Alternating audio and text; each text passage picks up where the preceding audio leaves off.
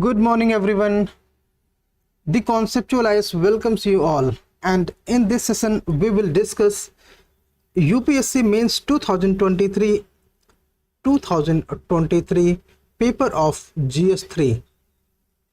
So be ready, and if you want to make notes, you can make notes and write short points, bullets. And if you don't want to make notes, you can still have the session just by listening the session carefully and listen the session at least 1 to twice if you are not making notes. Otherwise, making notes is a good idea. What to prepare, how to prepare, and what is the approach you need to follow in UPSC Mains examination, that is basically driven by previous year papers, PYQs. So we are covering here PYQs from year 2023 to 2014. This will be covered within next 2 months. In case you are appearing UPSC Mains 2024, you are humbly advised to watch these sessions, to watch all these sessions of previous 10 years PYQs of GS plus essay, and they will be certainly helpful in your preparation. And for those who are not aware that we are already running an important preparation session, that is Mains 500, and in this session Mains 500 you will be able to write answers topic wise for most important 500 topic wise coverage in GS section, plus 10 essays will also be provided. Here you will be provided papers and synopsis on same day. Each paper will have 5 questions. Then you will be provided evaluation, model answer, and discussion, that is a live two-way discussion in Zoom or Google Meet. And similarly, we have topic wise prelims test series also, and that is Nudge UPSC prelims test series. So without taking lots of time, we are moving towards our requirement, discussion of this session. So the first question is,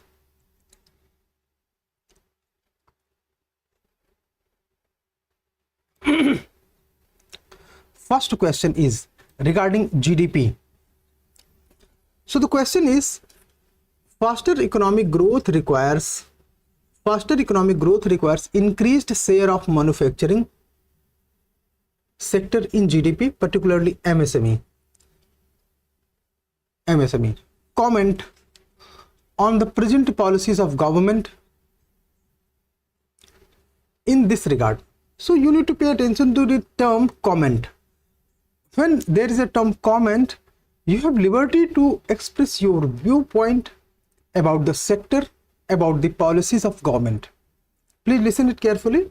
When you are provided the term comment, you have liberty to write your viewpoint, what you feel, what you think. But always remember, your viewpoint and your thoughts are not coming from infinity. Rather, they are coming from the sources and ideas of experts, data, fact, and analysis what you have already done to particular subject matter. So never ever express yourself randomly. So first we will understand introduction part. In introduction, we will understand the faster economic growth driven by manufacturing. Faster in question number 1. Fast intro. In intro, we will cover how faster economic growth driven by manufacturing. So GDP has risen from 45% to 55% in service sector, but in case of manufacturing sector, GDP has risen from 15% of 2017 to 17% in 2022. So in this way, you can say that GDP in manufacturing sector though have risen, but that is very meager in comparison to service sector, where GDP has risen from 45% to 55% of current level. So now you can, after introduction, you can go into a main body. So in main body, and in case if you are new here, you should know that you need not to write the heading like this and like this. आपको introduction या main body नाम की कोई heading डालने की आवश्यकता नहीं है, ठीक है, that is not required. But आप सीधे इंट्रोडक्शन लिख सकते हैं और मेन बॉडी स्टार्ट कर सकते हैं with the heading you want, जो भी आप हेडिंग डालना चाहते हैं, बट मेन बॉडी हेडिंग डालने की जरूरत नहीं है। Now you can right heading importance, importance of MSME as per the demand of question, importance of MSME in faster economic growth, faster economic growth. So MSME sector contribute more than 25% to the manufacturing GDP. More than 29% to the manufacturing GDP comes from where? MSME. Responsible for more than 50% export, more than 50% of export. This is manufacturing GDP. And employed around 11 crore employees. So that is the advantage of MSME sector in economic growth and economic development in India. Lower capital output ratio is there. Lower capital output ratio, which is good. Lower capital output ratio. ठीक, lower capital output ratio का मतलब per unit production के लिए cost of manufacturing is less in case of MSME sector. So now after writing these importance, balance growth के लिए MSME जरूरी है. आप इन बातों को हाईलाइट करते हुए आप कुछ गवर्नमेंट इनिशिएटिव्स की बात करेंगे. सो हेडिंग डालिए government initiatives.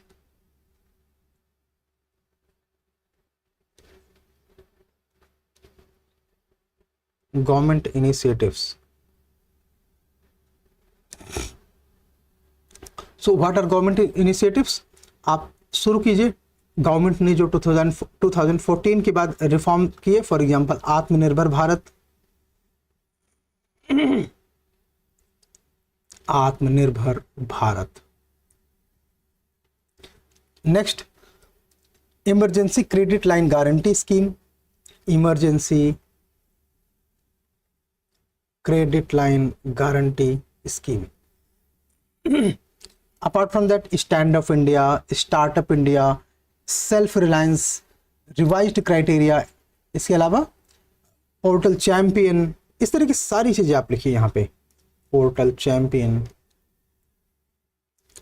But since question is about comment, so in case of comment, if you have certain data, if you have certain information about how these schemes were performed, are performing in current year and in previous year and in current year now, so based on those information, those updates, you can have positive and negative, critical and analytical viewpoint to these schemes of the government. For example, you can write that Startup India has proactively pushed Indian economy towards a positive trajectory of growth. And in other way, you can write Mudra loans, how Mudra loans led to the faulty loans and some genuine loans. You can make balance out of those understanding of the topic based on your information. So do not comment unnecessarily if you do not have certain information or you have wrong information. You can write about more schemes, for example, Udyam Assist Platform, UAP. UAP. Retail and wholesale trade as MSME, retail and wholesale trade. Non-tax benefits. So you can write things about that, things like that about it. So now question number 2, that what is the status of digitization in Indian economy? So it is basically a question asked from newspaper.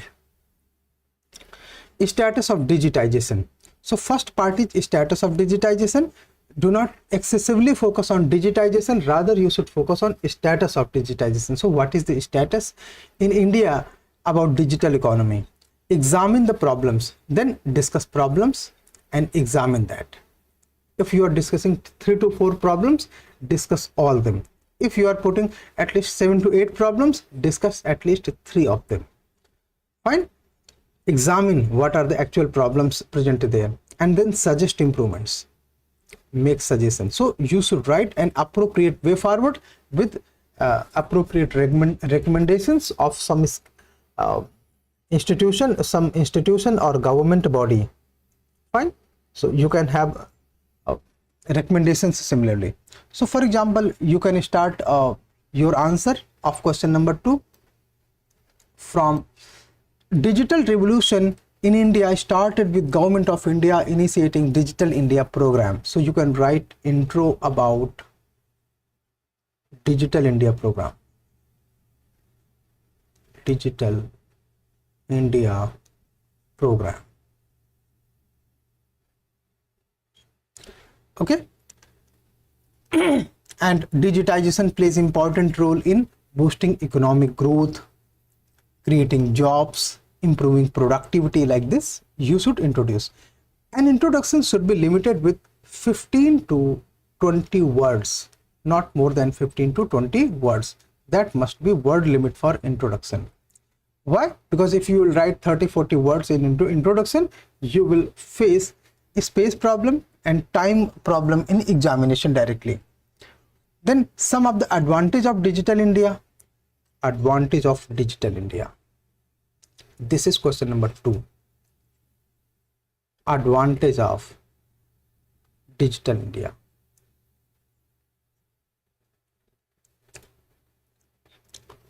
See,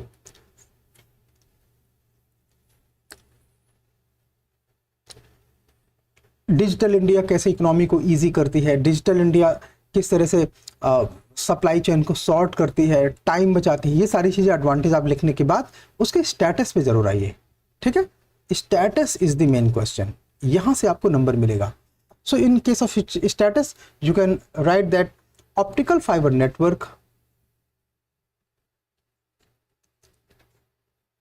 optical fiber network has reached to 1.15 lakh villages, and the length, total length is more than, or around little less than 3 lakh kilometer of optical fiber. Common service centers, CSCs, have been established in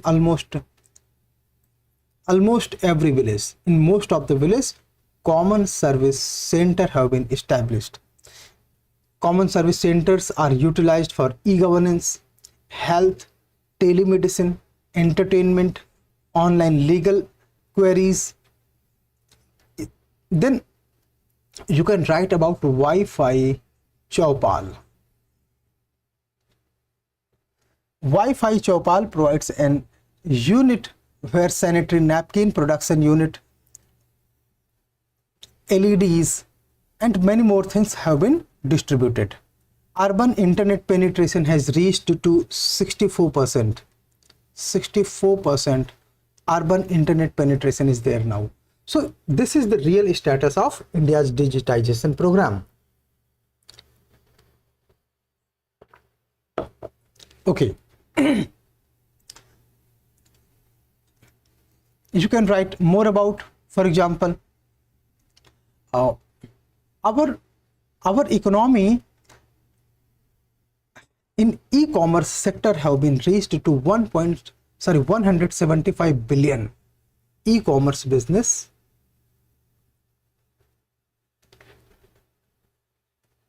e-commerce economy have reached to $175 billion. So in this way, you can write many more status. For example, it has estimated that digital transformation to create 1 trillion worth of economic value by 2025, resulting in 60 to 65 million jobs. So two things are there. Economic growth from digital economy will be 1 trillion with job opportunity of around 65 million.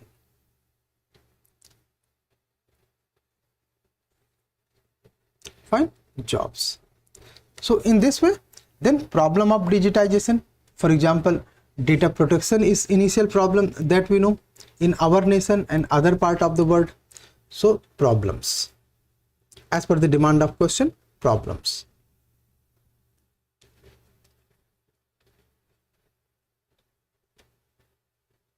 What are the problems?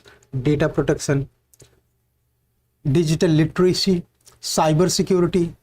In case of cyber security, you can write that ransomware incidents in India has rose to 53% in 2022, and you can write about CERT in response, CERT, CERT in response for, and poor digital infrastructure, the condition of poor digital infrastructure. Then you can suggest improvements. As the final part of the question, demand of the question, improvement. Yes, suggestions and way forward.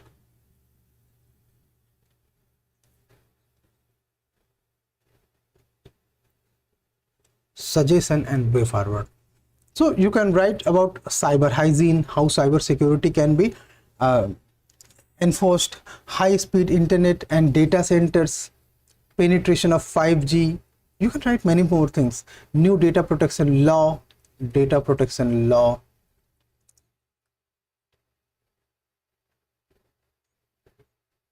and single window clearance system. Then you need to conclude. In conclusion, you can write about open data initiative, big data, industry 4.2, and these things require lots of protection in the field of data. Okay, so you need to write all those things.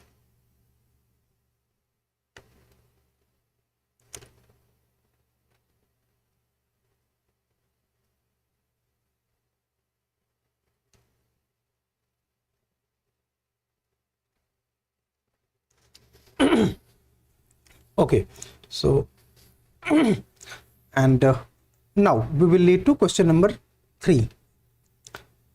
How does e-technology help farmers in production and marketing of agriculture produce? So first we need to know what are e-technology that help farmers first, and especially in production.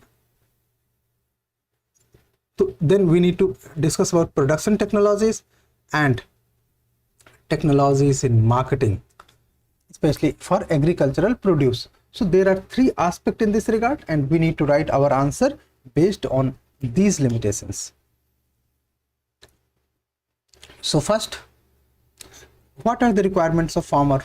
Think real-time data about crop, real-time data about market, real-time data about prices, real-time data about farm safety, irrigation status, etc. And for that, drones are one of the intro. You need to write intro, and in intro you should highlight the requirement of e-technology. Requirement of e-technology for farmers.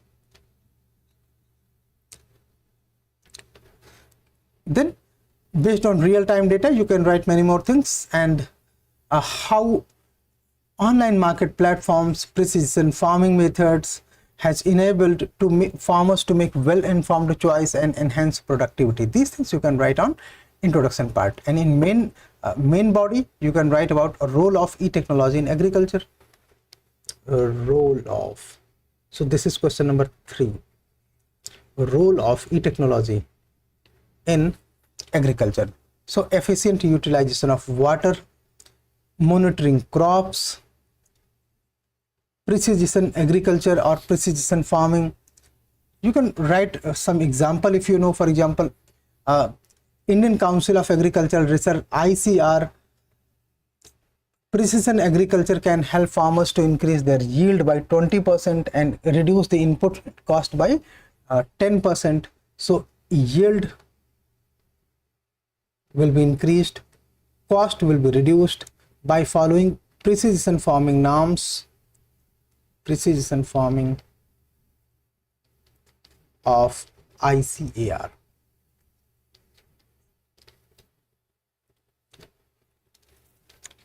And more about agriculture extension services. So what are extension services? These are the scientific inputs, extension services. So these are scientific inputs, I mean information about a pesticide, information about infection, disease on agriculture. So how to tackle those disease, how to tackle those infections, what are the pesticides and options are available to the farmer to counter these agricultural disease and farming disease. So these extension services are provided on the variety of field. Also in case of crops, in case of livestock, extension centers are available to almost every district of India. So you can write about these things. Then environment monitoring, how to minimize soil erosion with real-time monitoring. In case of marketing, we will now write marketing, e-technology in marketing. So in case of e-technology in marketing, e-commerce is one very effective and useful platform where e-norm you need to write is an online version, e-norm. Then supply chain management. In case of supply chain management, there are many applications and platforms which are interlinking various markets. So based on those, farmers get supply chain, the access to supply chain network and access to vehicles for transportation and many more things like that. Food wastage can be reduced up to 50% by using e-technology in marketing. So that is the advantage. Then marketing and promotion.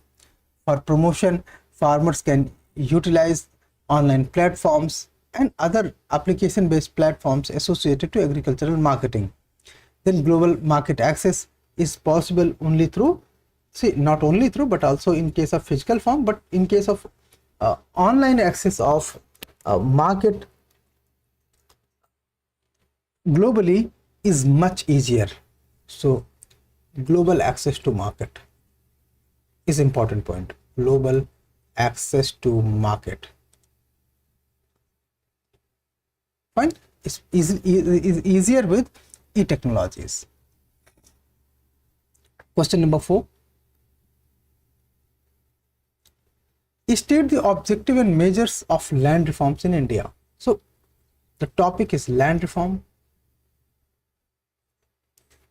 Point is objective and measures. Discuss how land ceiling policy, then focus on land ceiling policy. On land holding can be considered as effective reform under economic criteria.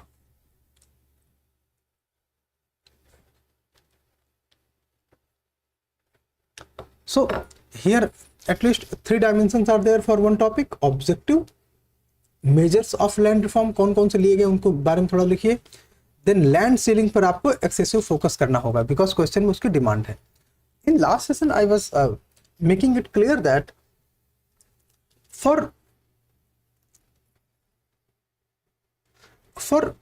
mains paper you will see that in most of the cases topics are generally as an umbrella topic, as generally they are same, but specific context, specific policy, specific example and specific dimension have been given priority over others. So yesterday we were discussing that. For example, UPSC has asked many times questions about land reforms in India, but in case of land ceiling policy is one of out of many land reforms. So in next time UPSC may assert not about land ceiling, but about some other programs of land reform or agricultural reform, right? So you should not have narrow approach while writing such answers. Rather, you should focus on how these things are interlinked with PYQs. Therefore, you will find it easier to write answer if you will consider any topic in isolation. That will hurt your marks. Do not do that. So in case of question number 4, land reform is, what is land reform? See, land reform means redistribution of land from the rich to poor, as well as regulation of ownership, operation, leasing, sales and inheritance of land. So these are the aspect of land reform. What are? Regulation of ownership, operation, leasing, sales and inheritance. So this is what called a land reform. So these things can be written in introduction. In introduction, you can write up to here. What else? Objective. What was the objective? After that, you need to write objective.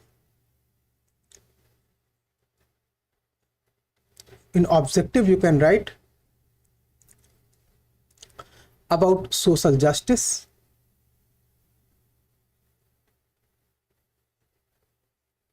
historical context. You can also write how historically disadvantaged sections were taken away their land by zamindars. So redistribution is nothing but the social justice, because land belongs to everyone earlier. But British and colonial policy of permanent settlement system has snatched, especially permanent settlement system and Rayotwari had snatched land from marginal farmers, small farmers and given to the zamindars.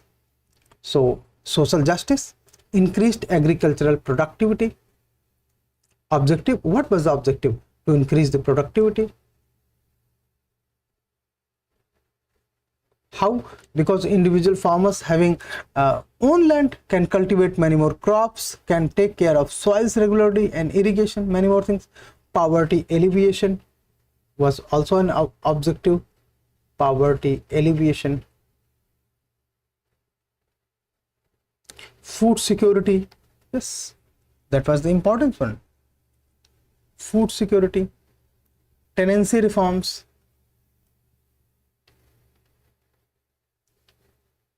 Because India has food scarcity by the time of 1960. Tenancy reform.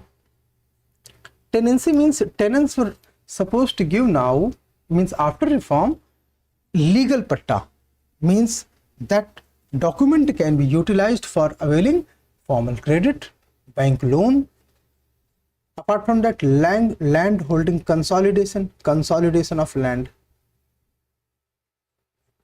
जिसको आप चकबंदी कहते हैं हिंदी में, चकबंदी, sorry यहाँ पे ये चकबंदी. Fine. Measures of land reform. See what government did in land reform. Measures. We covered objective, measures. How government introduced land reform. So abolition of intermediary, abolition. What else? Tenancy reform, land ceiling rules, means there is upper limit how much land can be owned by individual. Apart from that, consolidation. So there were tenancy reform, abolition of intermediaries, tenancy reform, land ceiling rules and many more things like that, right? Land ceiling rules, consolidation of land holding, like that. Land ceiling policy considering an effective reform under the economic criteria. As I told you earlier, you have to pay attention to certain specific part in greater way. So now pay attention to land ceiling. Land ceiling policy.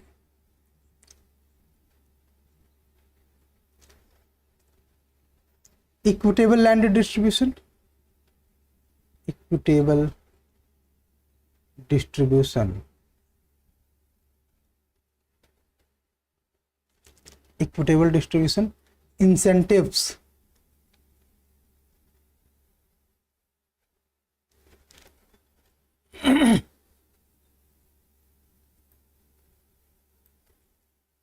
efficient land use.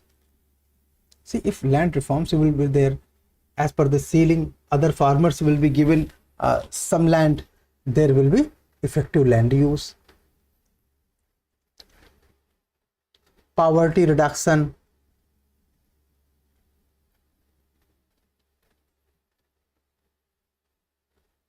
poverty reduction.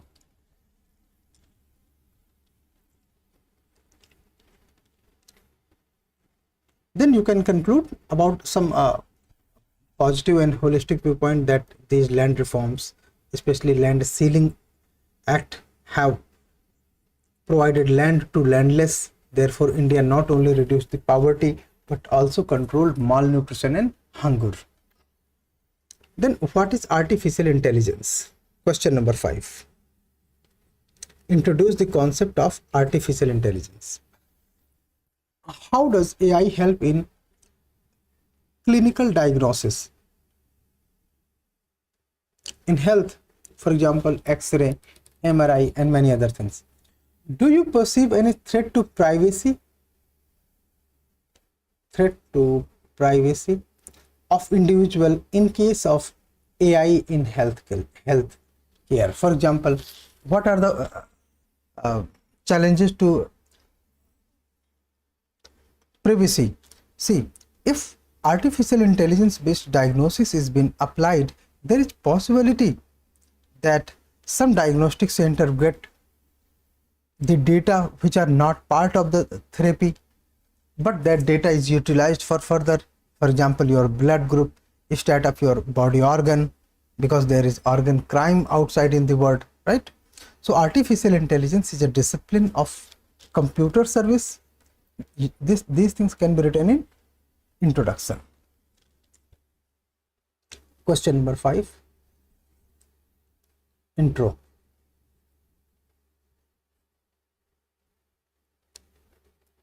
AI is a discipline of computer science that focus on developing intelligent agent system that can reason, that can learn, that can make this decision on their own. So artificial intelligence is something based on computer system that can think, that can learn, that can reason, that can put question and have decision making its own. That is what artificial intelligence is. Role of AI in clinical diagnosis, for example, medical imaging, which is known as MRI. Role, MRI. Then predictive models to predict the status of body parts of the patient. Automation, for example, testing, freeing, and record keeping, and privacy concerns. That is important part of the question. Privacy concerns.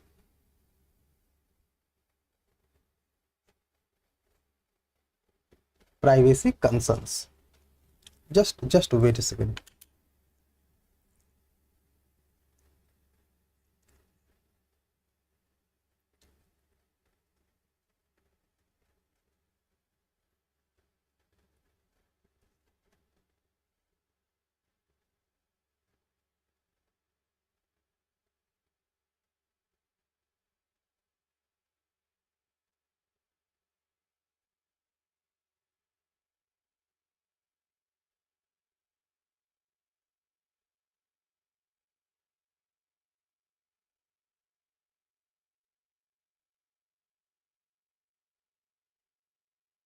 Okay, privacy concerns. And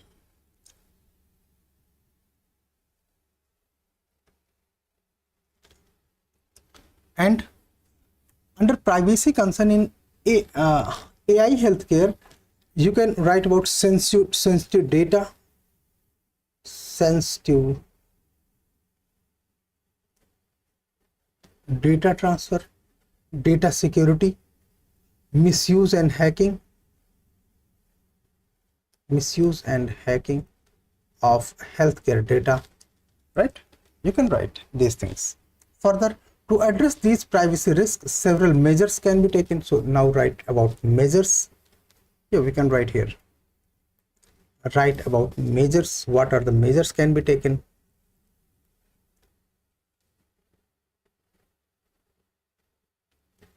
So for example, data anonymity in case of patient identity, right? If you hide the identity of the patient, there is possibility that treatment is done without affecting negatively to the patient. So that is anonymity. That can be done from the diagnostic side. How? Because diagnostic center can provide you anonymity by not linking your data with your Aadhaar or some identity card, right? Data security measures to protect unauthorized breach, unauthorized access, security models should be adopted. Monitoring and detection, continuous monitoring of AI system, whether AI system have been utilized for right objective or there is some hidden concerns or hidden motives from the center, so that to reduce or control any misuse, hence minimizing data integrity and patient safety. So now you can conclude AI has immense potential to change the diagnostic pattern, privacy concerns. We can ensure that ethical and ensure use of AI in to improve patient care and medical result by implementing a strict privacy safeguard, right? You can write these things on conclusion. So now question number 6.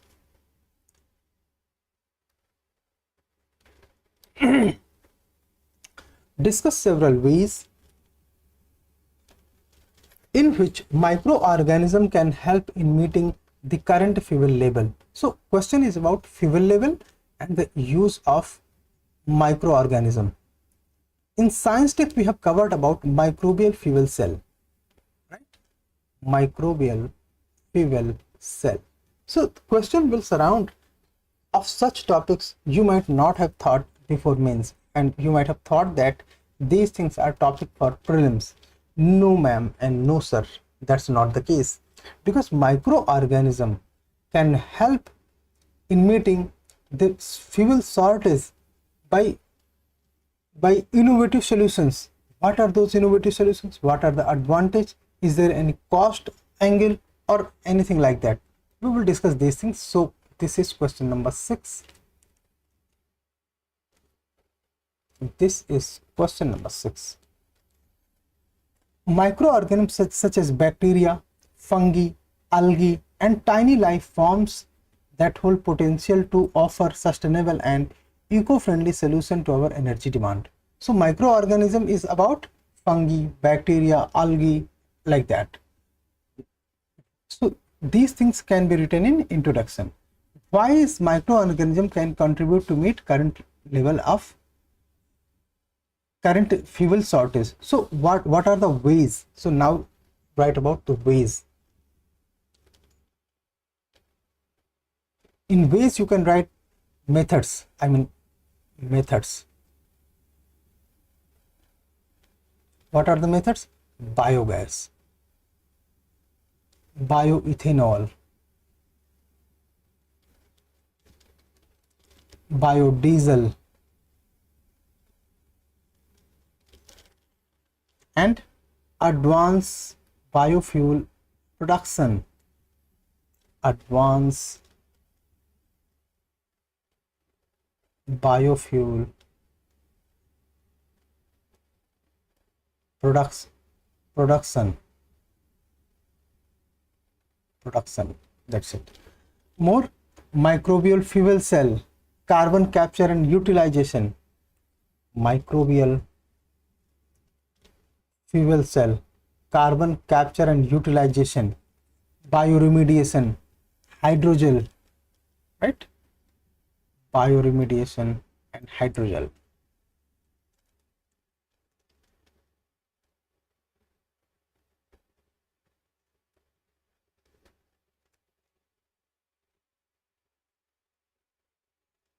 bioremediation and hydrogen fuel, hydrogen fuel, hydrogen fuel. Okay, so some microorganism being used for above purposes like algae. Now you know some facts that are helpful for pre as well as for mains, as well as quoting example, getting more marks. For example of algae are chlorella and spirulina. Chlorella and spirulina. Spirulina. These are algae. These are algae. Now Clostridium and Escherichia coli. E. coli and Clostridium are example of bacteria. E. coli and Clostridium. Clostridium.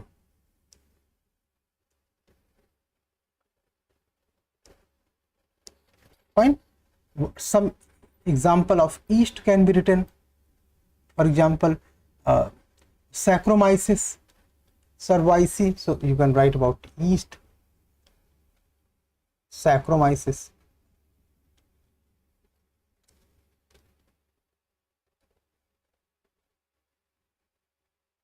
Saccharomyces, like that. And with these examples, now you can conclude. Next, question number 7, which is about dam failure. Dam failure are always catastrophic. So first write about the dam, how that is catastrophic, especially downstream side, resulting in colossal loss of life and property. So risk of breaking of the dam. Analyze the various causes of dam failure. Causes, here risk, in this part risk, and give at least 2 examples of large dam failure. So read newspaper, otherwise you will not be able to write examples, right? Read newspaper, and if you will read newspaper, you will be able to say what are the reason for dam failure and how those reasons can be countered. Otherwise there is a problem. See, if you will write examples of 70s or 60s and the reason of 70s and 60s, then there is less likely that you will get appropriate and right marking in such questions, because these are the question need to be written from the current affairs pattern and the crisis currently present, not based on the historical trends. But if you write anything from the history, that is not wrong, rather you will lose some percentage of marks. That's it. So question number 7 about dam failure. First we will write introduction. Question number is 7, dam failure. Introduction. You can define, you can put some report or many more things. For example, dam failure refers to catastrophic breach of dam structure, which result in anthropogenic calamities and that impact in the loss of life. If you know that in India 5,745 dams, out of which 5,334 are completed. 5,334 dams are in operation and 411 are under construction. So India is ranked 3rd in building large dam. Worldwide, India is 3rd in building large dams. Now causes of failure. So that is the demand of main question. After introduction, you can write about causes of failure.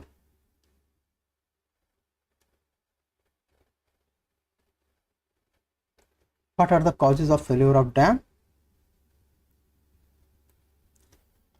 Aging dam means कुछ dam पुराने हो गए हैं. Aging of dam. अगर आपको example पता हो तो आप बता सकते हैं. If you know that in case of India Bhakra Nangal, Hirakund, these are the older dams. Structural failure, some dams have been developed, but there are frequency of earthquakes, there are frequency of other geological phenomenon that is causing dam to fail. Extreme weather event, for example, heavy rainfall. Still, example 1979, Machu Dam failure was an output of extreme weather events. Extreme weather events.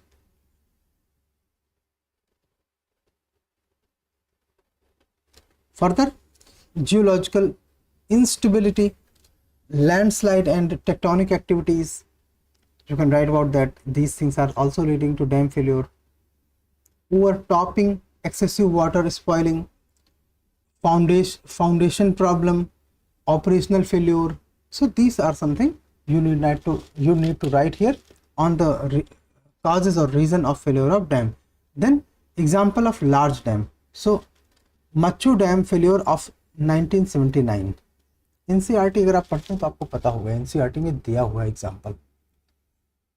The Machu Dam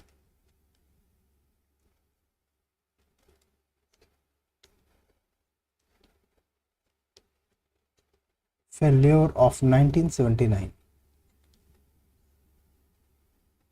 See, excessive rain and flooding led to the disintegration of the eastern wall of the Machu Dam in Gujarat.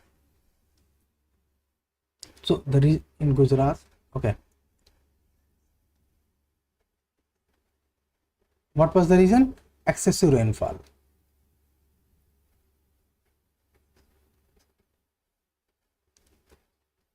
And what failed? Eastern wall was broke. Next, Bankiao Dam failure. That is one. Second example is Bankiao Dam failure.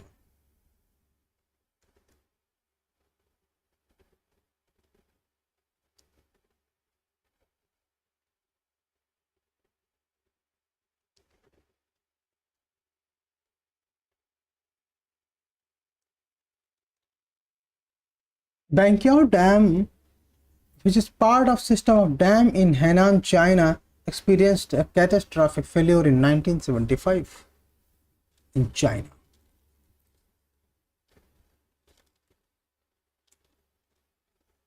In China, failed in 1975. Again, the reason for failure of Typhoon Nina. You know, monsoon. Simply typhoon. Say there is two phenomenon, La Nina and El Nino. La Nina is here known as Typhoon Nina. Typhoon Nina, La Nina or Typhoon Nina is associated by excessive rainfall, and excessive rainfall has led to failure of dam because the downpour of water was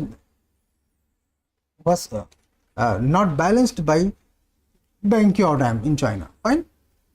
India's now finally in place of some recommendation and suggestion, you can write about the safety. Write about the safety, dam safety. In way forward. In way forward, you can write about dam safety. So here you can write about Dam Safety Act.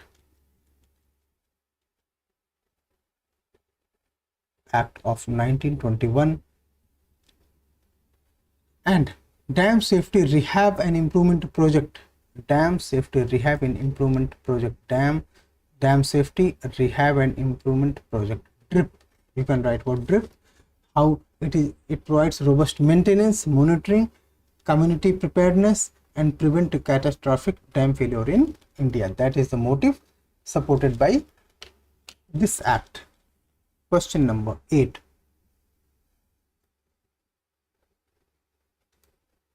What is oil pollution? So first write oil pollution. Leakage of oil in ocean is one popular example. What are its impact? See, pollution, especially marine ecosystem. And in what ways pollution particularly harmful for country like India? So easy question. First, write about oil pollution. Oil pollution refers to contamination of oil into water bodies, and especially in oceans, seas and rivers by oil or petroleum product. It typically occurs due to a spill or from accidents and leakage in sometime offshore drilling rigs, pipelines or oil related activities. For example, Mauritius oil spill of 2020, important one. So these things are need to be written in introduction. Right, introduction. Question number 8.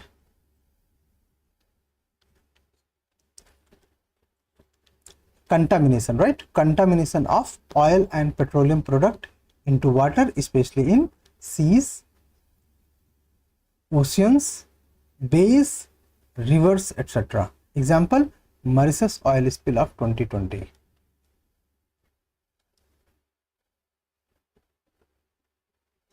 Mauritius oil spill of 2020.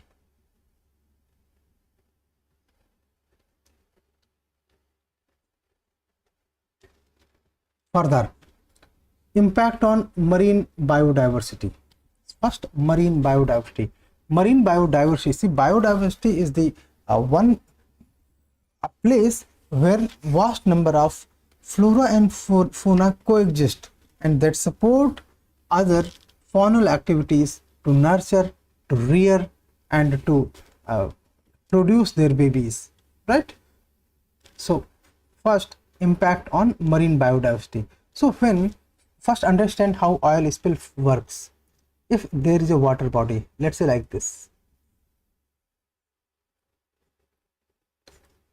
this is a water body, and if oil is spilled over it like this, so there will be upper layer that will not allow two things: light because of reflection, and it will reduce the amount of oxygen for marine species, especially fishes, dolphins and other marine organism. So when there will be less oxygen, they will suffocate marine species. They will also, oil spill will also reduce the availability of carbon dioxide for plural species. Therefore these species will suffer death, and thus the situation of hypoxemia leads to collapse of entire biodiversity. Hypoxemia leads to collapse of, hypoxemia means lack of oxygen, entire biodiversity. Fine. Next, if there is oil spill, the temperature that has been captured below the water cannot be released easily. Intermixing of water is also reduced and prevented by this oil. So with such phenomenon, there will be situation of increased temperature of the water, especially polluted water, and that situation is said to be hypothermia. Reduce the temperature because insolation is not allowed. Okay, reduce the temperature because insolation is not allowed to intermixing of the water, and that situation is led to hypothermia.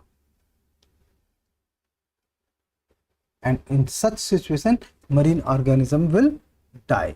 It can also damage the gills. Therefore fishes will not be able to respire and reproduce.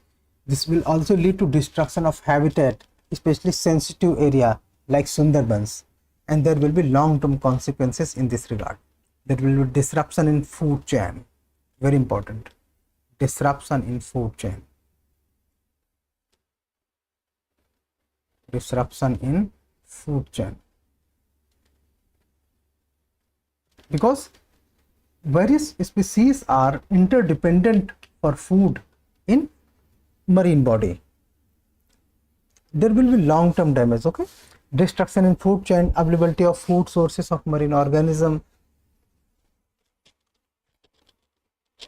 will be reduced.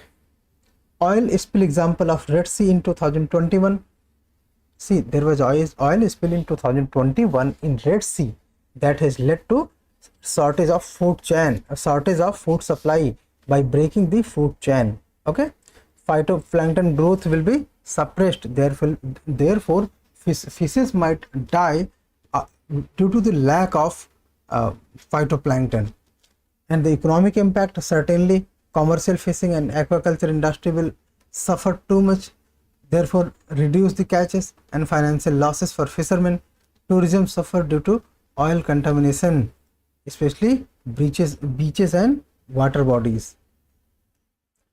For country like India, oil pollution can be particularly harmful due to several reasons. Now you should write reasons. Why it will be harmful?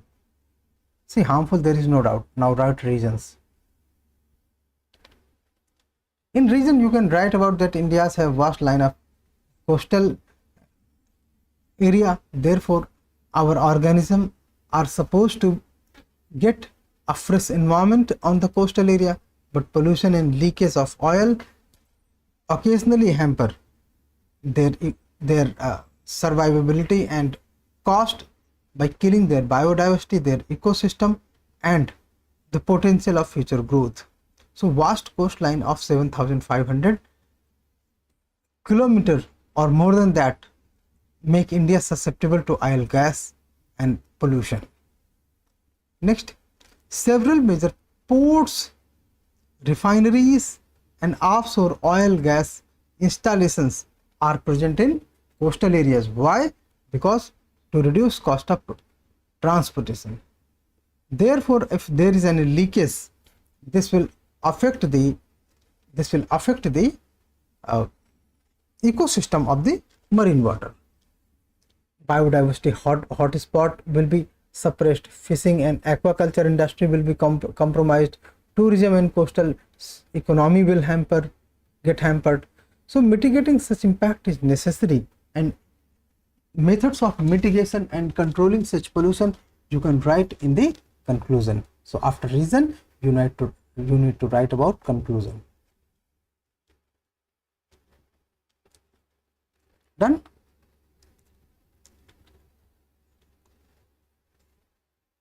So question number 9, winning of hearts and minds in terrorism affected areas in an essential step in restoring the trust of population. Discuss the measures adopted by the government in this respect as part of the conflict resolution in the Jammu and Kashmir. Important one, because anything if there is for Jammu and Kashmir reason, that is important, and here it is more important because in Jammu and Kashmir article 370 have been narrowed. Therefore it was supposed to be asked in 2020 or 21, but belated UPSC has at least asked, right? And winning the hearts and minds, it's very important. Why? Because we have two of our neighbor with nuclear powered weapon system. Therefore, potential penetration of terrorism, drugs and cybercrime is very high from our both of the border nations, and earlier examples were also present. So that is one thing that is lesser important, and the more important for our own people happiness, for our own people's economic growth, health and mental condition. It is very important that we offer them a situation that is not affected by terrorism, offer them a situation where they can have a good economy, good lifestyle, education and healthcare. So having these things into the mind, you can write your answer to the question number 9. So we will discuss some more things about question number 9 without making any delay. This is question number 9. So winning hearts and mind is nothing but the pro-poor policies, pro-poor policies of government in J&K, in Jammu and Kashmir. Here you can write few more things by, for example, some important component of winning of heart and mind are building trust, providing security, cultural sensitivities, right? Trust, sensitivities,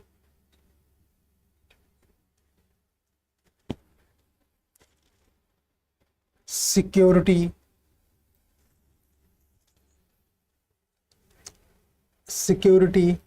essential services, security, essential services like education, food supply,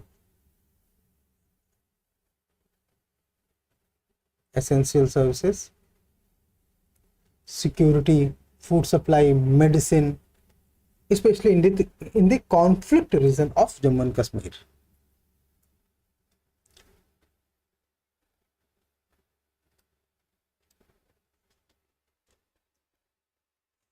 So measure adopted by government, how government has is dealing this situation in Jammu and Kashmir. So measures,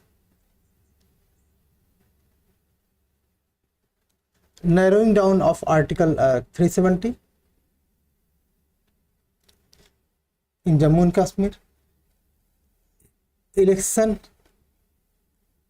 and you know the participation in Valley region is 40%, which is the highest ever in Jammu and Kashmir, the voting turnout.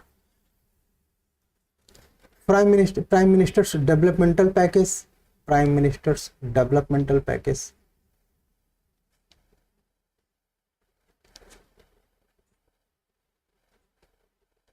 For people of Jammu and Kashmir, youth engagement through education and capacity building, just like Project Himayat, under Project Himayat.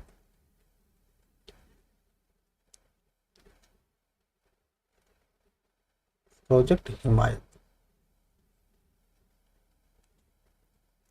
Empowering women of Jammu and Kashmir. So women के लिए कौन सी scheme है? Project उम्मीद, project उम्मीद. Further, more humane approach has been adopted. Community policy have been taken. Khelo India centers have been opened. Where in Jammu and Kashmir? How much? 94 Khelo India centers. Just these are the ways to win the heart, right? Khelo India campaign.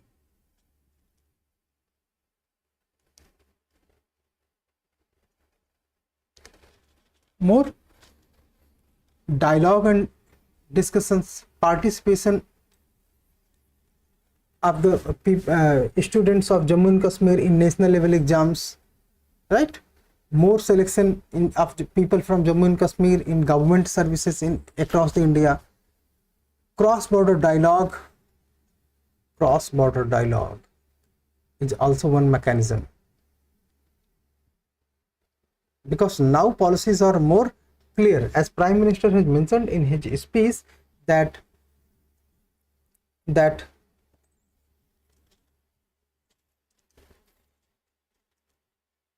war and talk cannot go together.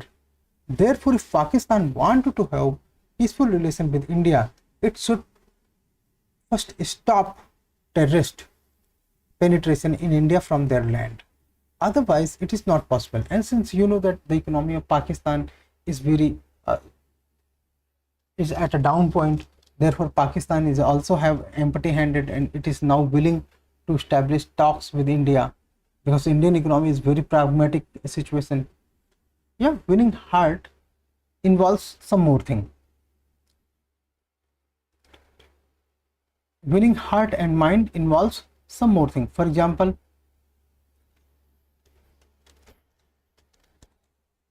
in social media,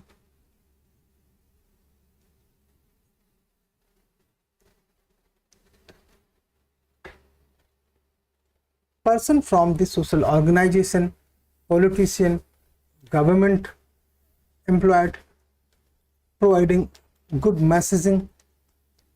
For example, Sirat Naz, a 5-year-old, requests the Prime Minister for reform in her school. See, such small examples appeared in newspaper, right, about Sirat Naz, 5-year student requesting from the Prime Minister. Prime Minister has mentioned her name of Sirat Naz where? In Man Ki Baat scheme. Other examples include Faizan Gul of Global Youth Foundation Baramulla wanted to participate in the next poll, though his parents have never voted. So thus, such things are positive stories. Kashmir footballer Majid Khan left Lashkar-e-Taiba after mother's plea, and Indian Army pressed no charges against him. Kashmir footballer Majid Khan. Remember, if you are reading newspaper regularly, you will be able to know these names. Please note these names: Sirat Naz, Faizan Gul. These are small stories, play great role in enhancing your marks in UPSC mains. Kashmiri footballer Majid Khan,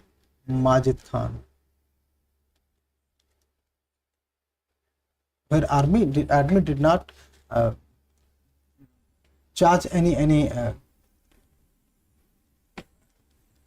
मतलब कोई punishment charge नहीं किया army ने उनके ऊपर. So that is the significant in this regard. So now you need to conclude how winning heart and mind functions, and these are one effective way to integrate the people to have more inclusive India, right? In conclusion, question number 10. So question number 10 is about the use of unmanned aerial vehicles, UAVs. You know how Armenia get defeated from Azerbaijan? The major role was Turkey-made unmanned aerial vehicle, which benefited Azerbaijan over Armenia, and Armenia lost one very prominent and tourist-centric, visitors-loved location of or geography of its nation. What was that? Can you name that? If you know, please name that.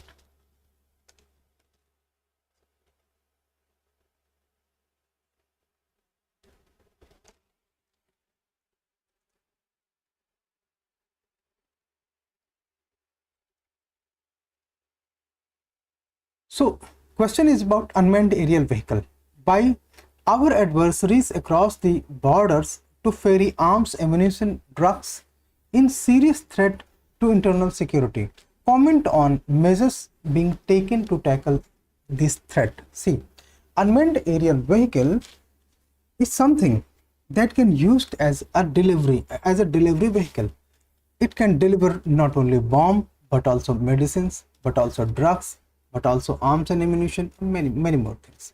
So these are some aerial vehicle, means a vehicle that can carry some object in the space from one location. See, one very prominent example I want to discuss you. In Fortune magazine, it was discussed that in Tihar jail, mobiles were delivered using UAVs from the outside of the state like Haryana, Delhi, and many other part. That was delivered in prison by using unmanned aerial vehicle. So these technologies and equipments are hampering the severity of the law, undermining the severity of the law and the judgment passed by the courts, because these are some bypass. These are making jail the location of entertainment, and the prisoners have no problem being in jail even for longer time, because they are controlling using mobile phones, they are controlling their social media profiles, they are delivering the messages to their men, their so-called soldiers, or whatever you can say. How? By using mobile phones and making videos from prison. Okay, so Is this uncommon to you? If this is uncommon, there are regular basis threats have been published in Facebook, videos, short clips have been released in Insta by Bisnois in case of the Salman Khan, and similar other incidents have happened when one Rajput leader in Rajasthan was killed. Right? Need not to go in that detail for 150 words, but yes, you can write about the golden crescent and golden triangle. Okay, in question number 10 we can write about golden crescent and golden triangle. Okay, we covered 9 there, and yeah, 10.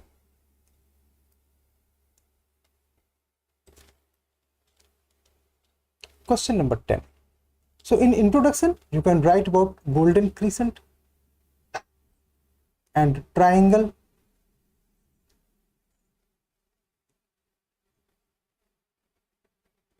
Where drugs being packaged and delivered using drone. Drone is unmanned aerial vehicle. To where?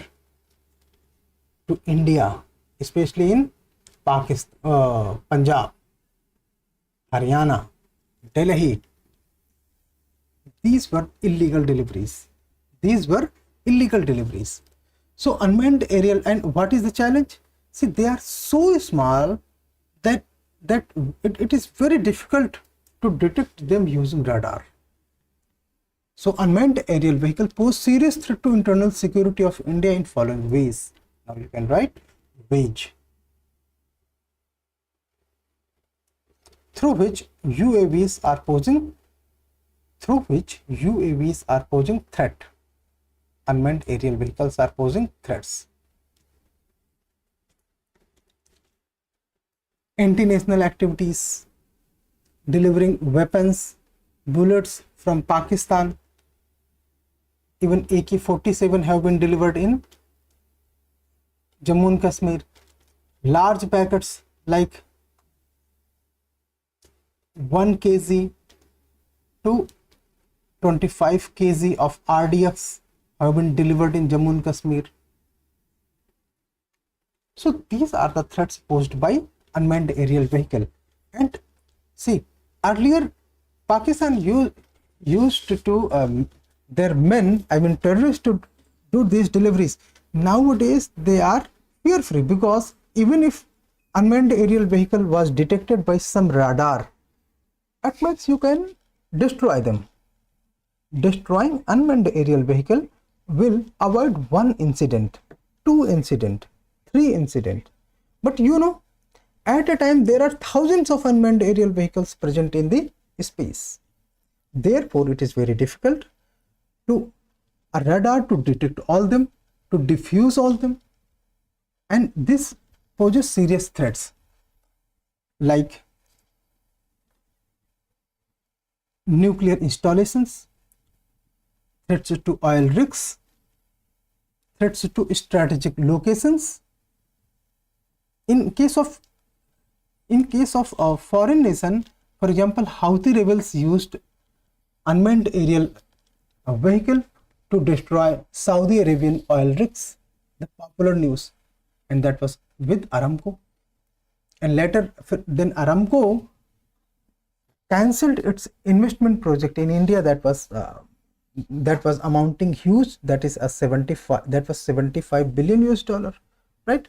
To counter evolving threats from unmanned aerial vehicles, Indian government has been proactive and devising plans for various levels. So now you can write heading about measures, and especially we have to write measures from Indian point of view. But yes, of course, there is no such limitations provided by question. If there are some measures supposed by US or China or any other nation, you can write those examples. But yes, it is very obvious to you to know about the measures taken by government of India, because being in India, we read about them in newspapers. So now first is legal. National Counter Rogue Drone Guideline 2019 to provide a legal framework to deal with emerging threats posed by unmanned aerial vehicle. So legal aspect, then institutional, anti-rogue drone technology committee, anti-rogue ROUGE, rogue drone technology committee किसका है? ये MHA का है, ministry of home affairs. So it was under supervision of BSF. It was under supervision of BSF to counter these drones which are wandering in the Indian space. Technological measures. DRDO has been developing counter drone system which can detect, track, identify airborne drones. So DRDO has developed counter drone system. Counter drone system.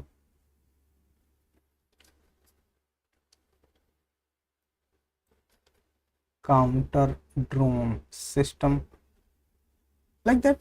In case of intelligence, you can write something. Operational measures, border security agencies conduct round clock surveillance. In federal aspect, MHA is promoting border states to develop their own counter drone policy. It means border states in India can develop their own policy measures to counter these drone. International cooperation.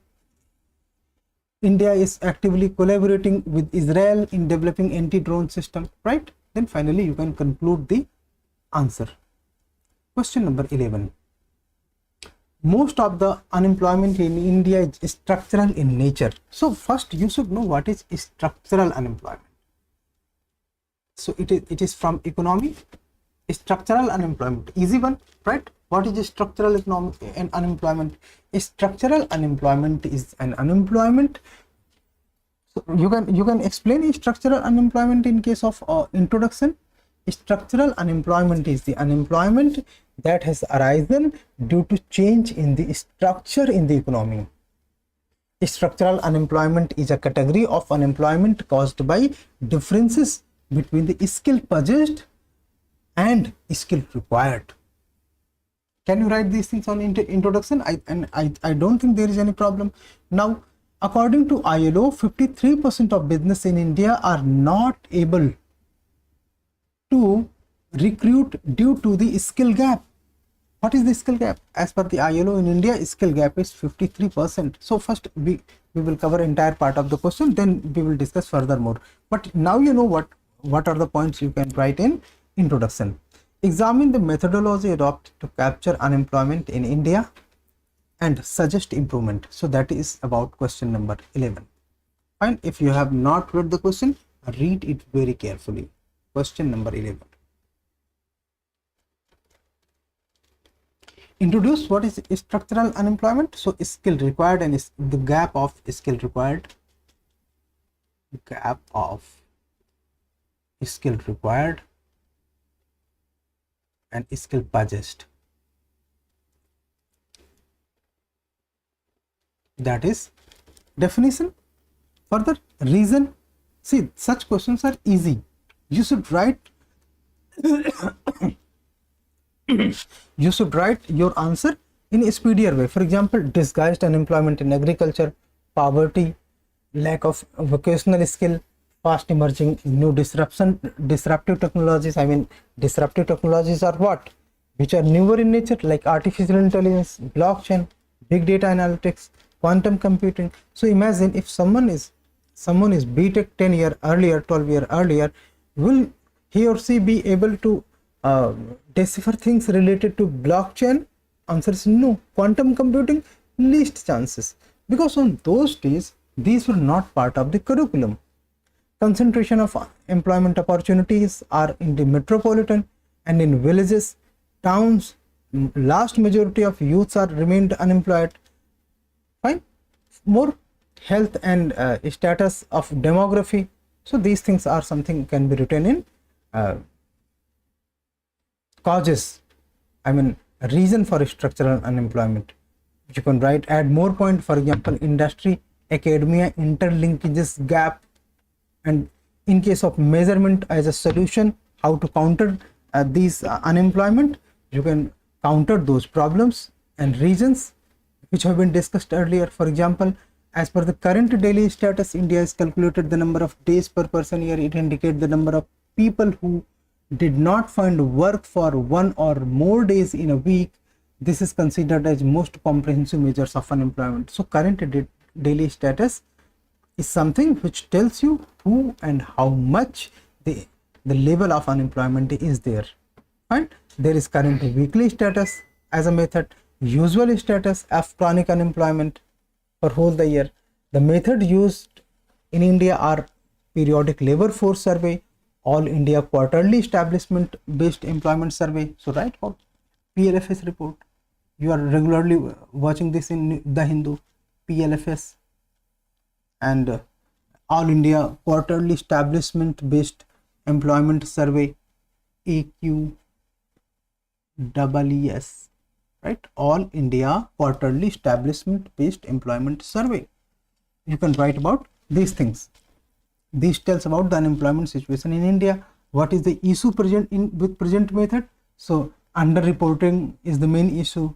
Main issue is the data problem. See, production units are saying that they lack employees, they lack skilled employees. Employees are saying they lack jobs. So there is a gap between matching, right? And that is more in case of dynamic nature of unemployment, gig economy, freelance work, that is platform based services right there. So in case of suggestion and recommendation, you can write at least 4 to 5 suggestion, and then way forward suggestion. What can be suggestion? For example, enhancing survey frequency so that more data, more accurate data is available to job required and job supplied, right? Skill development based on the need of the market, academia and skill interlinkages should be established, use of technology should be there, vocational training and skill development courses should be provided in case of modern requirement. For example, lithium ion battery, solar cell, solar PV, energy sector. These things are certainly should be added to the curriculum, so that because these are the areas where maximum jobs belong to. And then finally you can conclude that India's vast demographic dividend should be harnessed as better as possible. And the question number 12. See, distinguish between care economy and monetized economy. How can, question number 12, care economy and monetized economy. Care economy and monetized economy. How can economy be brought into monetized? How can care economy be brought into monetized economy? Through women empowerment. So first you have to suggest how care economy को monetised economy में कैसे लाया जा सकता है और इसमें women का एम्पावरमेंट किस तरह से लिंक किया जा सकता है. If you will pay attention to these two parts, you will be better able to explain the things. So first write about care economy in introduction. See this will be discussed verbally. So care economy is the economy which your mothers offer at home, which your grandparents offer at home, for that no salary is paid. That is care economy. How can care economy be brought into monetized economy? So recognize unpaid work, quantify unpaid work, provide equal pay for equal work, social protection measures should be established, support women employment, promote their entrepreneurship, elderly and healthcare services should be established, service economy should be quantified, quality accessible to child care services and cultural sector. So these are the ways through which care economy be brought into monetized economy, and these are the areas where women can play her greater role, right? Question number 13. Sorry, 13. Explain the changes in cropping pattern in India in context of the change in consumption pattern and marketing condition. So first explain the changes in cropping pattern, how in southern India especially, and especially in central India and Punjab and Haryana, how cropping pattern has evolved from earlier pattern of being a wheat and pulses run economy. Now agriculture is dependent in Punjab and Haryana in paddy forms. These are the pattern changed. So further, greater focus is on the staple food such as rice, wheat, rather than high value crops such as spices, fiber, fruit, sugarcane, etc. Right? So these are the changing pattern. Changing consumption pattern. So consumption pattern requires protein rich food, demand for meat, dairy product, chemical free food, organic foods, push for nutritious food, demand for exotic food, for example hydroponics and aeroponics crops, right? These are the pattern change in demand. Push for export oriented crops, processing product, food processing product. Crop wave phenomena, market demand is one influence cropping pattern, and next year especially in respect of tomato, onion and potato. Subsidies are playing greater role for manipulating the requirement. How subsidies matter? So now think, if government is offering subsidy for rice or wheat, then farmer know if they will produce 40 quintal of wheat in 1 hectare of land or 2 hectare of land, they know what will be the economy, because there is guarantee of price. And he is not sure if they will cultivate, let's say, oil crops or pulses crops, then what will be the price of market, how they will be guarantee their economy, right? These are the challenges there. Therefore consumption pattern should be focused by farmer.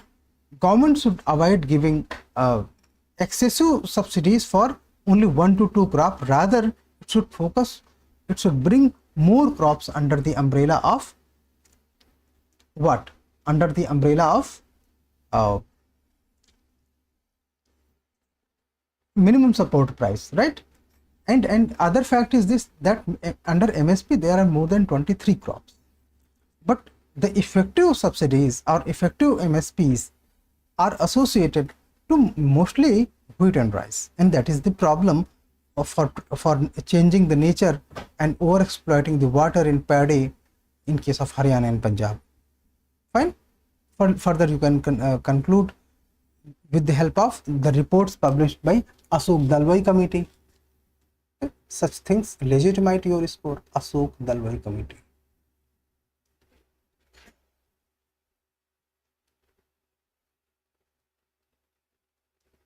It legitimates your answer.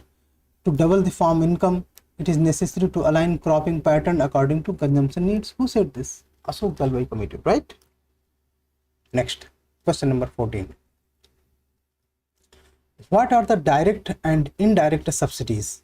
So first we need to understand direct and indirect subsidies as per the economy fundamental chapters. So direct subsidies are those which are directly given to the farmers. Indirect subsidies are those which are not directly given to the farmers. See, easy. We will discuss more. Discuss the issue raised by WTO in relation to agricultural subsidies. So this is the fundamental question based on the topic. Our notes cover entire questions. Most of the questions are covered through our notes, and certainly question number 14 is the easier one if you understood the basic economy and the basic concepts. So first, what is subsidy? Define in introduction. Question number 14. What is subsidy? Define it in introduction. Subsidy. Define in introduction. A subsidy is defined as a form of financial assistance paid to an economic sector. Financial assistance to economic sector. Well, this is called subsidy. For example, economic sector includes agriculture to achieve certain policy objectives. So subsidies are given to achieve certain policy objectives. So these are the certain things you can define in subsidies. What are direct and indirect subsidies? So those subsidies which involve actual payment of fund to particular individual group or industry. So if any subsidy is directly given as in form of cash or money to certain individual or company or group or industry, is called a direct subsidies. These subsidies are delivered in form of cash subsidies to the consumer. The beneficiary purchase the commodity at the market price. The following are example of direct subsidies. We will now see what are direct subsidies. Some example. For example, PM Kisan. The fund received by farmers under PM Kisan is a direct subsidies. How much money is given to farmers? 6,000 annually. Subsidies in form of farm loan waiver. Direct subsidy का example होगा farm loan waiver.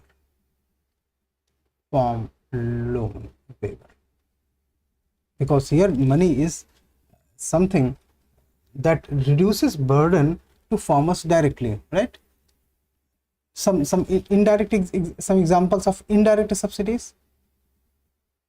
Indirect subsidies.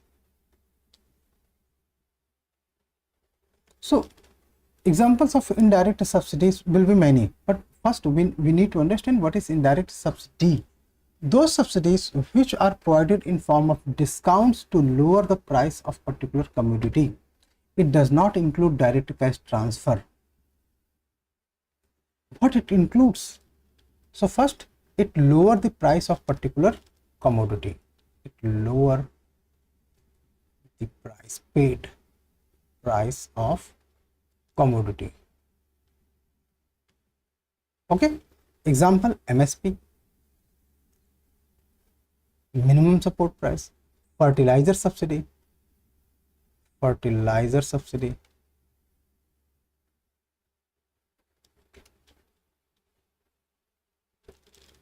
And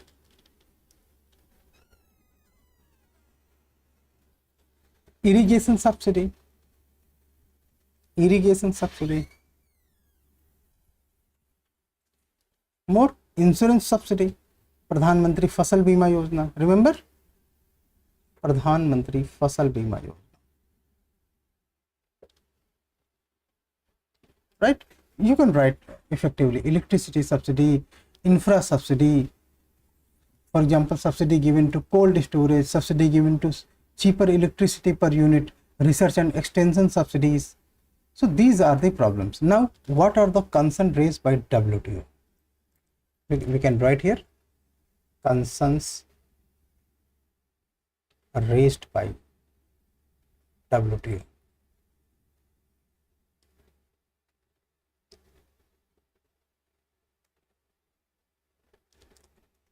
Market distortion. Market distortion. So if electricity is given cheaper to farmer, fertilizer is given to cheaper to farmer, or let's say free seeds have been given to farmer. So what government is doing?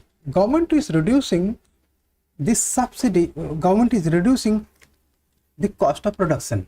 If the cost of production for wheat and rice or any other farm output be less in case of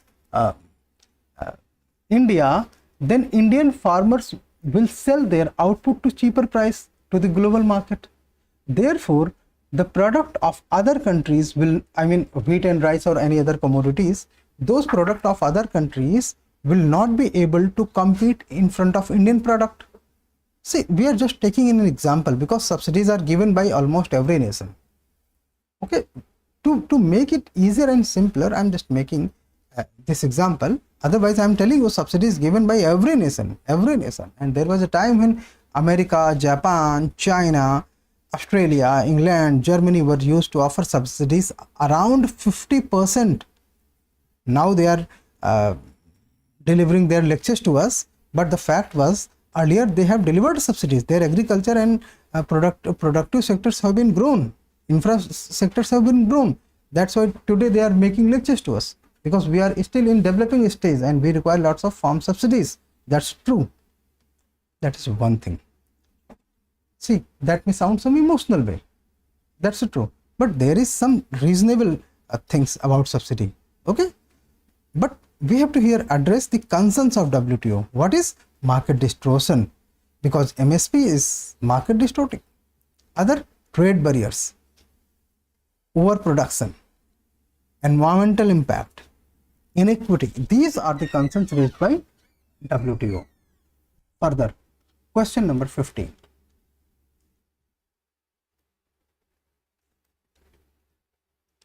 The adoption of electrical vehicle is rapidly growing worldwide.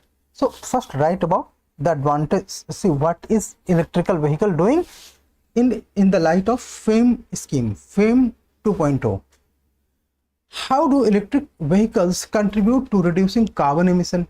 Because electric vehicle only releases two things: water vapor and oxygen, right? That's it, not carbon. How do electric vehicle contributes to reducing carbon emission, and what are the key benefits they offer compared to traditional combustion engine vehicle? See, now science and tech is being mixed with many more things here. What? For example, you should know what is traditional combustion engine vehicle model. What traditional combustion vehicle possessed of? See, diesel engine, petrol engine are example of traditional combustion engine, right? So diesel engine, petrol engine, they releases lots of sulfur, hydrocarbons, unburned hydrocarbons and other carbons in the environment. In the light of this awareness, you need to write the answer. So first we will write about electric vehicles in introduction part. EV. So electric vehicles are an important part of the meeting global goals on climate change. They feature prominent in mitigation pathway that limit warming to well below 2 degrees Celsius or even well below to 1.5 degrees Celsius as per the requirement of the Paris Agreement. So now here we blended the science tech with environment so that we can make our introduction very effective. The role of electricity vehicle in reducing carbon emission and combating climate change. So electricity vehicle will have lower greenhouse gas generation. What else? Lower life cycle emission. So overall emission is very less. Help in transition to renewable energies. Alternative, that is an alternative to fossil fuel. Fine. Efficiency is greater, energy efficiency is greater. What else? Air quality improvement. Air quality index improves. Further, what are the benefits by electric vehicle as compared to traditional combustion? See, you need to just know what traditional combustion engine does, and I discussed that earlier. So those are the disadvantage of traditional combustion. Remember, carbon, sulfur, hydrocarbons, like that. So operating cost is less for in case of battery. Smooth and quiet operation can lower the import of crude oil for India, and lower carbon emission, better handling and comfort. These things are you can write, and then finally conclude with the futuristic viewpoint and how our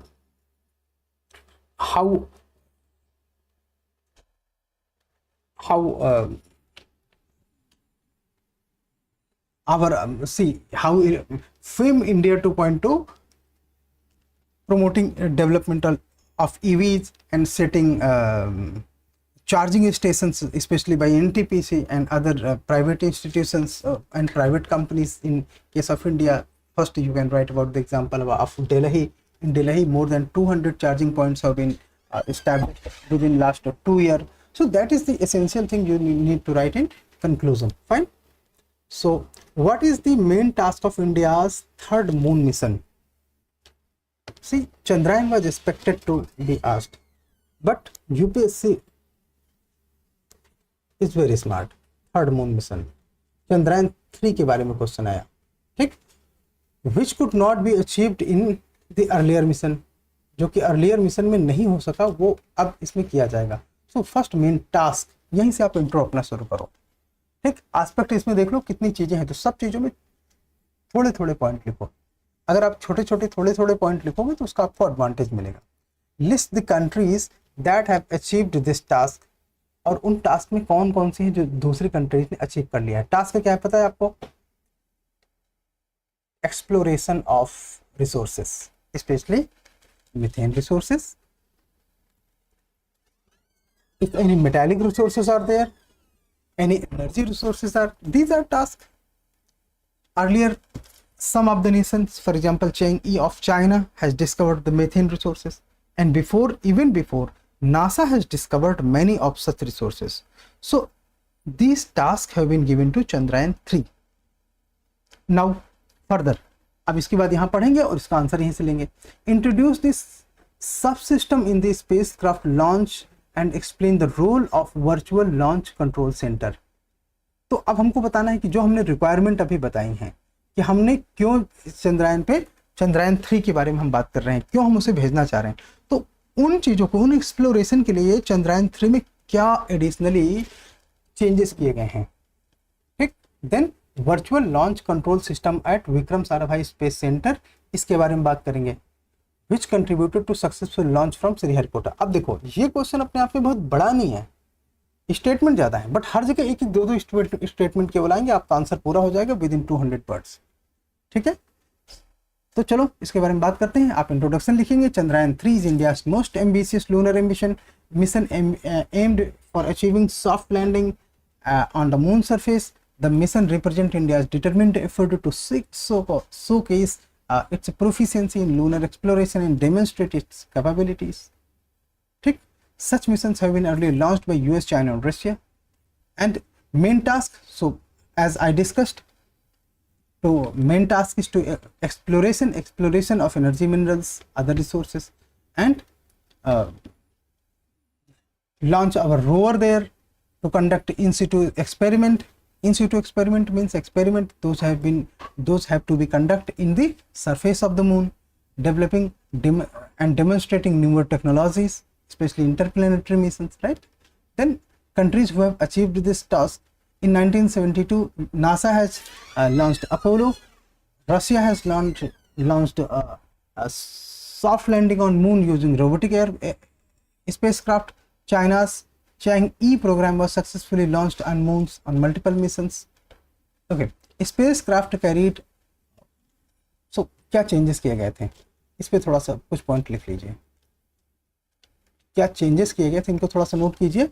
so changes, first, radio anatomy of moon bound hypersensitive ionosphere and atmosphere, जिसको short में कहा जाता है Rambha. RAMBHA, Rambha. Fine. दूसरा, ChaSTE E, Chandrayaan surface thermophysical experiment. ChaSTE E, ये सब कुछ हमने साइंस टेक की क्लासेस में करवाई हैं, in case you remember.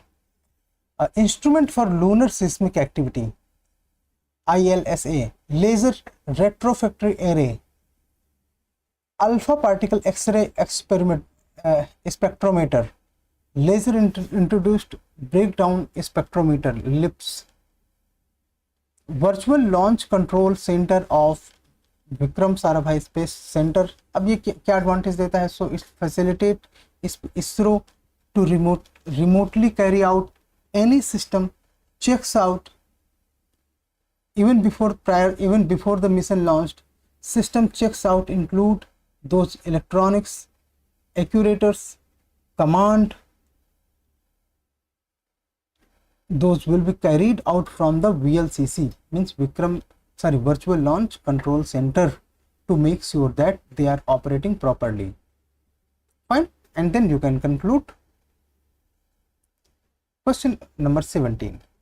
comment on the National Wetland Conservation Program initiated by Government of India and name of few India's wetland in international importance included in Ramsar. See, अब आप एक बात देखिए, UPSC ने 2022 तक काफी जर्नलिस्टिक क्वेश्चन पूछे. 2023 का question is not journalistic one, it is specific, huge command और फैक्ट्स आर रिक्वायर्ड. सो अगर आपको कोई टेस्ट सीरीज मार्केट में ऐसा बोलते हैं कि यूपीएससी तो जर्नलिस्टिक क्वेश्चन पूछता है, उनको 2023 का पेपर दिखाओ. Why? Because there are huge rumours and many of the coaching institutes who have ignored the changes in trend by introduced by UPSC, and still under belief that UPSC asked only journalistic question. See, UPSC certainly asked questions in general nature, but you cannot ignore such things. Let's remember question paper of 2016, question paper of 2017, question paper of 2020, question paper of 2023. I mean this one. These are not the journalistic paper. Who says? Because here, like in above question, you cannot write anything about Vikram Sarabhai Space Center if you do not know the fact and how VLCC has ages as compared to earlier system. You cannot write even one statement if you don't know that. So read that first. Read enough, study enough. Do not make hypothesis that UPSC is like that and like that. Watch papers. Find solutions, learn and learn. Do not ever make hypothesis even if you have watched all the 10 years of UPSC papers. Even then, you should not make hypothesis. It is not your job. It is very essential to be attitudinally very clear. So first comment question number 17, comment on the National Wetland Conservation Program. So you have to know the factual understanding about the National Wetland Conservation Program. You should know the features of National Wetland Conservation Program. Do not be under belief that UPSC every time asks journalistic questions, right? Okay, first introduction. So National Wetland Conservation Program was launched in 1985. Current भी नहीं है, ठीक? तो ठीक से पढ़ा करो, ये ध्यान रखना, ठीक से पढ़ा करो. ऐसा माइंडसेट मत बना के चलना कि जर्नलिस्टिक पेपर आता है तो आप कुछ भी लिख लोगे. करंट में भी नहीं था, 1985 का है नेशनल वेटलैंड कंजर्वेशन प्रोग्राम. आपको पता होना चाहिए. ऐसे हवा में लिख देंगे कि recently UPSC has learn this, तो धोखा खा जाएंगे. Fine. So national wetland conservation programme was launched in 1985. इसको थोड़ा सा हम लोग करेंगे because it is a very specific and good question. Question number 17. National Wetland Conservation Program was launched in 1985 to address the mounting threats to fragile ecosystem of wetlands in India. Further, under Ramsar sites, some of the Indian wetlands were listed and we will discuss them in our next part of the answer. First, we have to understand the objective of NWCP, National Wetland Conservation Program objectives. So what is the objectives? Identify and assess which are the wetland under threat. Identify what are the threat. Identify where from the threats are coming.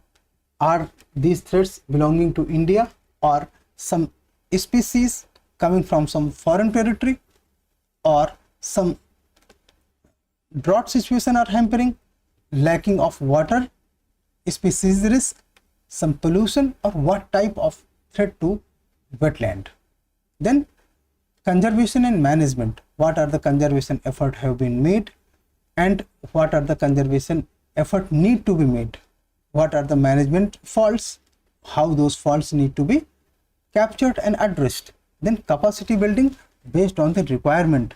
So that is the objective of National Wetland Conservation Program. Then research and monitoring, legal framework. These things you have to discuss. Further, some of the wetland of international importance included in the Ramsar sites are Chilka Lake, Sundarban, Kevladev, Loktak, Kaziranga, Bhitarkanika mangrove. So at least 4-5 you should write.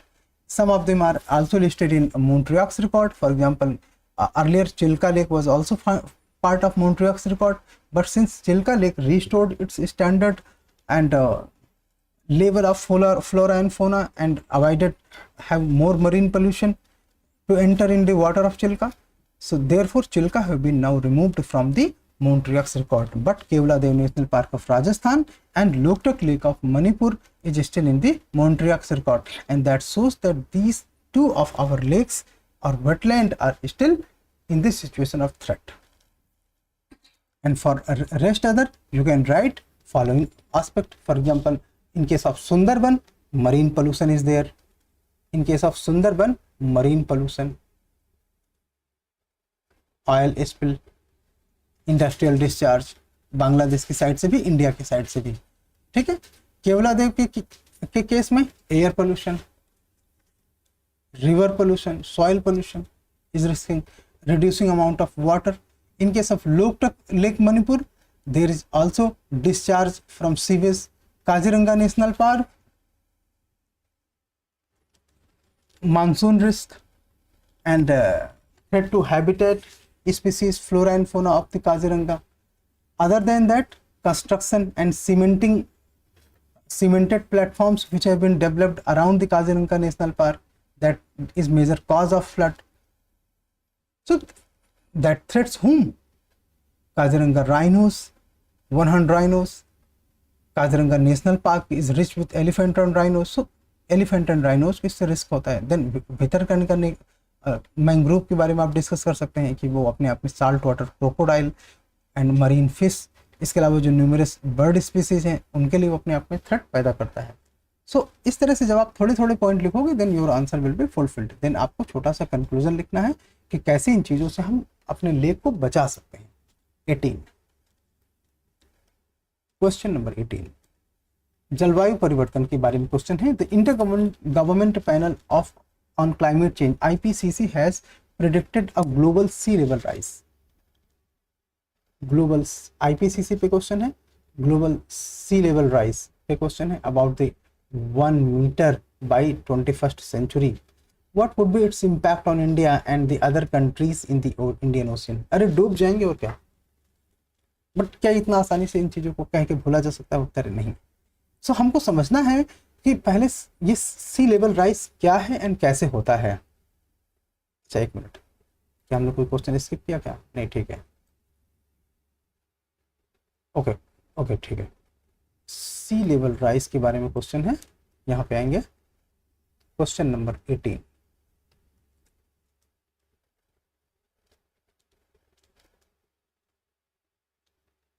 C level rise, rice को RICE नहीं लिख सकते, वो rice होता है, चावल नहीं. Sea level rise, sea level rise, the projection of 1 meter sea level rise by ED 21st century as at the end of 21st century and beginning of 22nd century as foreseen by IPCC looms over Indian Ocean region because large number of island nations and coastal communities are supposed to displaced, and this may impede the crisis. This means increase the crisis and especially which are not in the command of human being. So we cannot command crisis, we can command the region. We can reduce the melting of glaciers, we can reduce the pollution, we can reduce the greenhouse gases, and that is not some ideology, that is not some idea, but huge scientific effort is required. So in introduction you can write the effect on Indian Ocean islands and coastal communities. So in one word you have just reached challenges in introduction. Such introductions are well acclaimed by UPSC. So what is the potential impact on global sea level rise on India and other countries? So as I discussed, saline intrusion, loss of biodiversity, economic impact, displacement, migration, national security concerns. सो आप जो general जानते हो ना environment में, उन चीज़ों को यहाँ पे सब लिखो. How to mitigate, reducing greenhouse gas, ये सब जितना मैंने आपको बताया है, कुछ आप एग्जाम्पल साथ में डाल सकते हो. कि जैसे कोस्टल कम्युनिटीज़ को बचाने के लिए, कोस्टल पोल्यूशन को रिड्यूस करने के लिए, सस्टेनेबल डेवलपमेंट प्रोग्राम को एनहांस करने के लिए नेशनल कोस्टल मिशन लॉन्च किया गया है। Great Garuda sea level Indonesia का प्रोग्राम है जो प्लास्टिक पोल्यूशन को कैप्चर करता है। Carbon capture sequencing and utilisation through which we can reduce the emission in the ecosystem। UN framework convention climate change, उसके effort, पेरिस ट्रीटी, COP27 28 के बारे में भी आप लिख सकते हो, IPCC असेसमेंट रिपोर्ट, और ये सारी चीजें आप यूज कर सकते हो जिसमें आपका आंसर अपने आप में पूरा हो जाता है। Further, what are the internal security challenges faced by India? Give out the role of central intelligence and investigation agencies and asked tasked to counter such threats। Question number 19।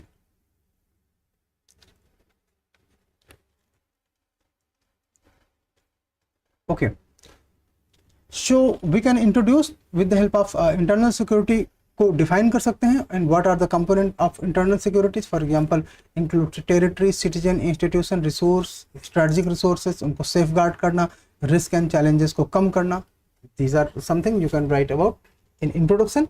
Further, internal security challenges में हम Jammu and Kashmir, Punjab, left wing extremism, caste crime, religious conflict, communal tension, इनके बारे में point दर point लिख सकते हैं। Trans border में Bangladesh, Myanmar का भी एग्जांपल ले सकते हैं। चैलेंजेस फॉर एग्जांपल टेररिज्म में state and non state actors कौन से हैं, ऑर्गेनाइज क्राइम में ड्रग एंड ट्रैफिकिंग के बारे में लिखेंगे, cyber security and infrastructure privacy के बारे में लिखेंगे।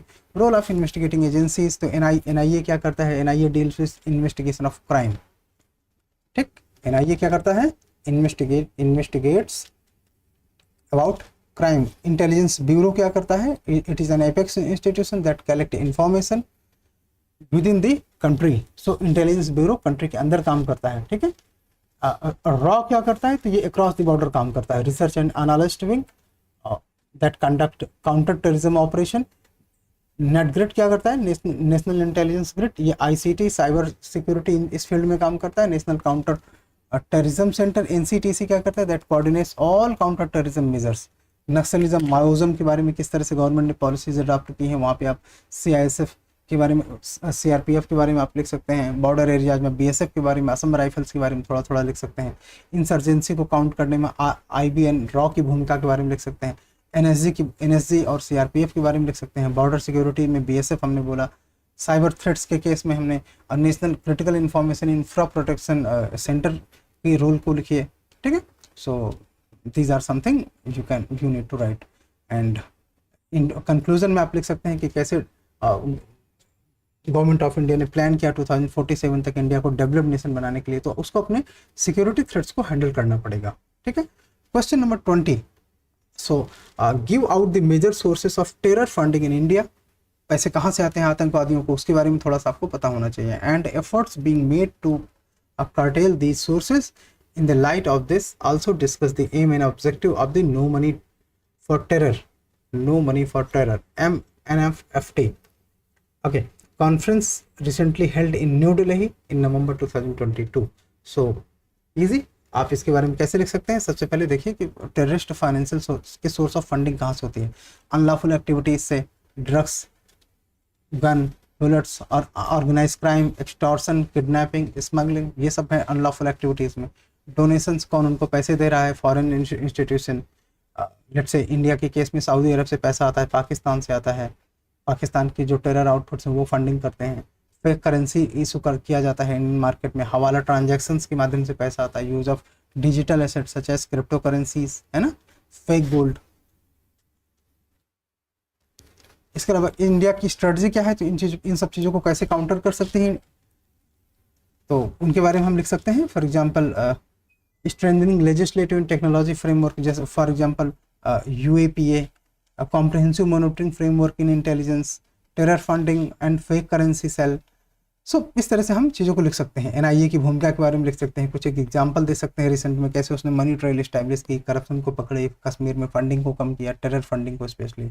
एजेंडा ऑफ एनएमएफटी का हम लिख सकते हैं, virtual asset and crowd funding को ये काउंटर करता है, देखता है एंड प्रिवेंट करता है, जो कि टेरर फंडिंग में जाता है। ऑनलाइन साइट्स के माध्यम से टेरर आउटपुट्स मनी इन्वाइट करते हैं, तो उसमें जो क्राउड फंडिंग है वो एक मेन सोर्स रहा है।